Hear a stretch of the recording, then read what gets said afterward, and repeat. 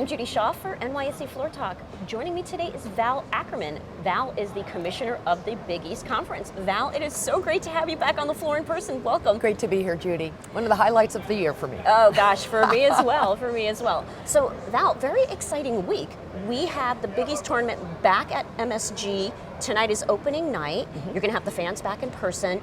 And also earlier this week, we had the women's tournament, which wrapped up with UConn taking the lead there, the championship. So tell me about the week.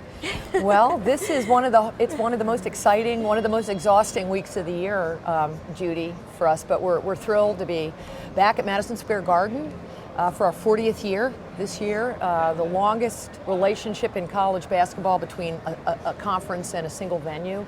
The good news this year is we've got our fans returning. We did play the tournament last year, but it was fan-free, and that was somewhat odd to be in a place like that without the raucous crowds Big East tournament's known for. But this year, fans will be back, and the competition should be just sort of off the charts. We have so many good teams. And you mentioned our women's tournament, which was this past weekend in Mohegan Sun. Also very good crowds, and so you're right, this is what it's all about if you're a basketball fan. Oh yeah, and now the league has been coming back really strong. You have 7 out of the 11 teams which will potentially make the NCAA tournament. Yeah. Tell me what's driving the success. Well, you know, it's not one thing. I mean, the Big East has always been known for really great basketball. When the new Big East came together now 9 years ago, hard to believe, I think people didn't know what to expect of a league without some of the charter members. But our teams have really risen to the occasion. We have really superb coaching. Our schools are very committed. We don't sponsor football in the Big East, so we can really dive in and focus on the sport of basketball, and our schools have done that in a significant way.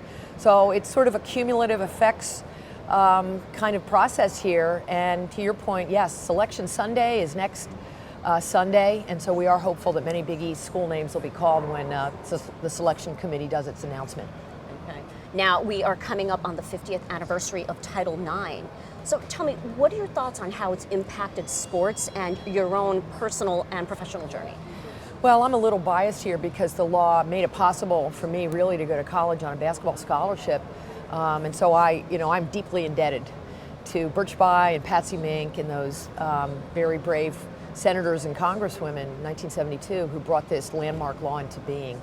It's obviously increased the number of girls and women who play sports, but I think it's also indirectly contributed to the number of girls and women interested in sports, coming to games, watching on television. The elite leagues like the WNBA, the NWSL, the Olympic program, to be honest, have all been built on the backs of this law.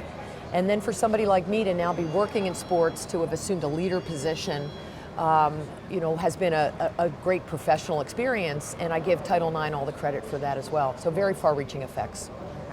All right, well, Val, it's been wonderful to talk with you. Great to have you back on the floor of the New York Stock Exchange to celebrate the Big East tournament, and you just rang the bell as well.